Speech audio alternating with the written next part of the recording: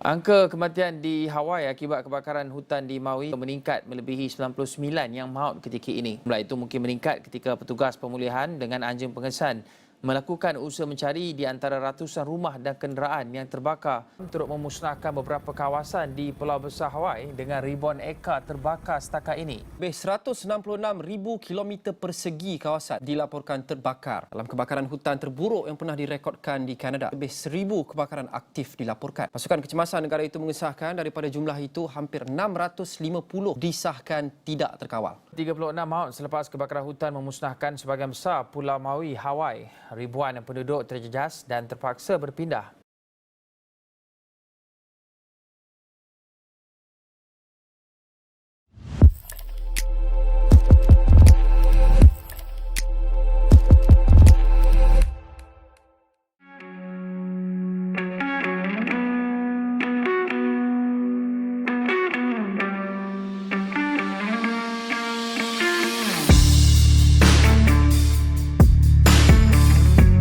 Assalamualaikum dan salam sejahtera. Nama saya Muhammad Nur Ali bin Sulaiman. Nombor matrik saya 10 DEP 21F1002. Saya daripada kelas DEP Limit A dan Jabatan Kejuruteraan Elektrik. Untuk pembentangan kali ini, kumpulan saya telah memilih tajuk yang kelima, iaitu berkaitan dengan pembakaran hutan. Jadi seperti kita sedia maklum dan kita sendiri menjedari hal ini, pembakaran hutan merupakan punca utama yang paling besar sekali untuk pencemaran udara. Jadi sebagai contoh, negara Malaysia telah pun menjadi mangsa untuk pencemaran udara setiap tahun kesan daripada pembakaran hutan yang berlaku di negara jiran. Jadi untuk pembentangan kali ini, kumpulan saya akan menerangkan pembakaran hutan dan kesan-kesannya dari segi prinsip syariah dan dari segi etika Islam serta pandangan mufti dan agamawan Islam berkaitan dengan pembakaran hutan, dan tidak dilupakan juga 3 kesan atau implikasi dan sekiranya isu ini diabaikan.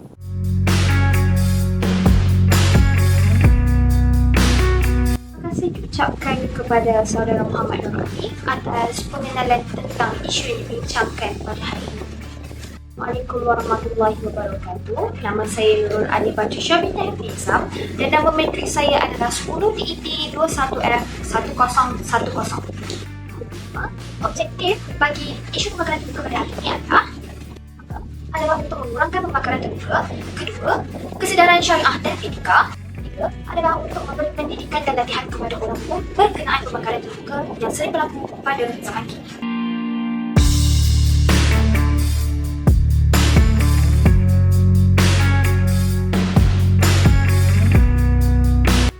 Assalamualaikum dan salam sejahtera.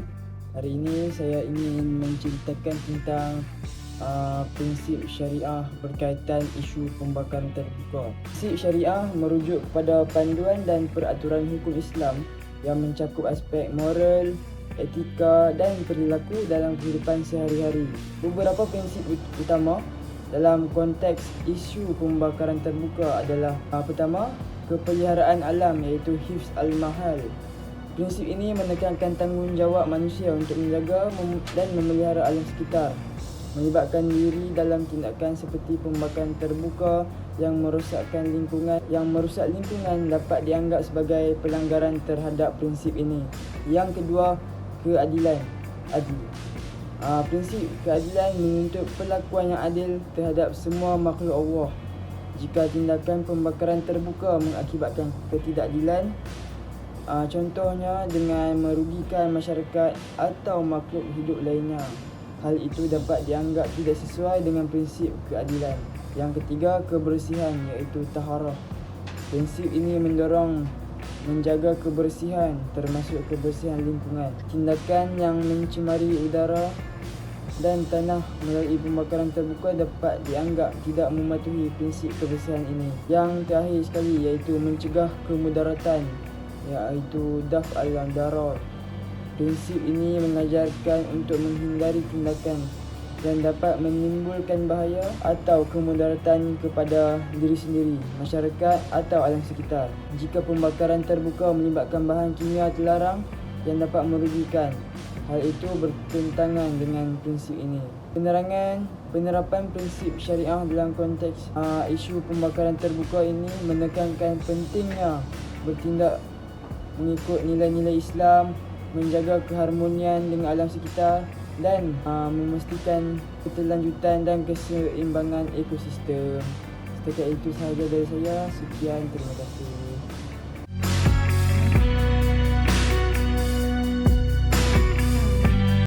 Assalamualaikum warahmatullahi wabarakatuh. Nama saya Najwa Fatih binti Abdul Syukur. Nombor matrik saya 10 di IP 21F1034. Saya akan menerangkan tentang pembakaran terbuka dalam etika Islam. Melakukan pembakaran secara terbuka sehingga boleh memudaratkan jiran tetangga adalah perkara yang dilarang. Nabi SAW telah memberikan peringatan berkenaan orang yang suka menyakiti jirannya. Pembakaran terbuka juga adalah perbuatan yang melanggar undang-undang dalam peruntukan di bawah Akta Kualiti Alam Sekeliling 1974. Dalam Seksyen 29A, tiada seorang pun yang dibenarkan melakukan pembakaran secara terbuka. Sebagai seorang jiran, sudah menjadi kewajipan untuk menegur dengan cara yang berhikmah agar tidak menyinggung orang yang melakukan perkara tersebut. Perkara penting yang perlu diingati bersama, Islam mengajarkan umatnya agar sentiasa menjaga alam sekitar daripada pencemaran. Perkara ini adalah manifestasi daripada firman Allah Subhanahu Wa Taala yang membawa maksud, dan janganlah kamu membuat kerosakan di bumi sesudah Allah menyediakan segala yang membawa kebaikan kepadanya. Menjelaskan ayat tersebut, Imam Fakhruddin Ar-Razi menyatakan bahawa makna ayat tersebut adalah jangan merosakkan apa sahaja yang berada di atas muka bumi ini. Ianya termasuk nyawa, harta, akal dan nasab. Tambahan lagi, beliau menyatakan kalimat dan janganlah kamu membuat kerosakan memberi maksud satu larangan untuk agar tidak melakukan apa sahaja bentuk kerosakan yang ada. Itu sahaja daripada saya. Sekian, terima kasih.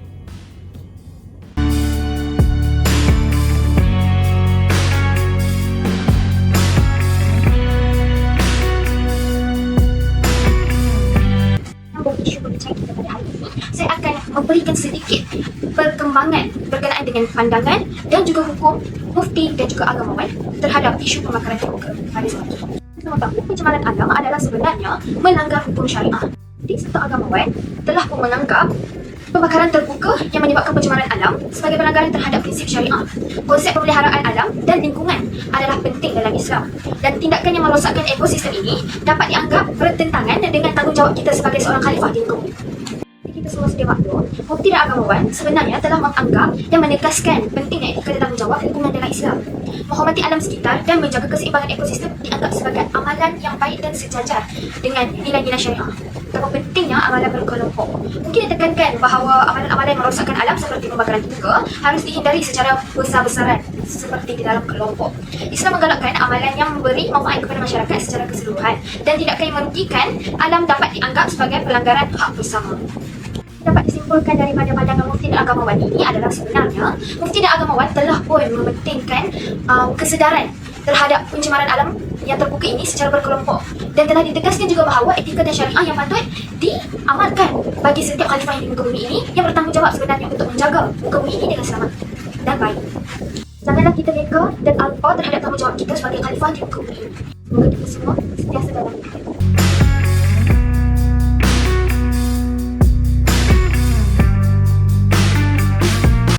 Terima kasih kepada saudari Nur Alia Batrisha untuk pematangan sebentar tadi. Sekarang saya akan menerangkan kesan daripada pengabaian isu ini, iaitu isu pembakaran hutan. Jadi seperti yang kita sedia maklum, atau saya rasakan para penonton juga menyedari hal ini, antara kesan utama sekiranya pembakaran hutan ini diabaikan ialah akan meningkatkan masalah kesihatan, terutamanya yang berkaitan dengan masalah kesihatan pernafasan. Jadi seperti kita sedia maklum, kebakaran hutan ini akan mengakibatkan masalah asap tebal yang akan memunculkan jerebu, dan sel daripada jerebu ini akan menyebabkan golongan-golongan berisiko seperti kanak-kanak, bayi, orang-orang berkeluarga emas serta individu yang mempunyai penyakit asma, lelah, lemah paru-paru akan menerima kesan-kesan yang menyakitkan mereka. Jadi golongan-golongan ini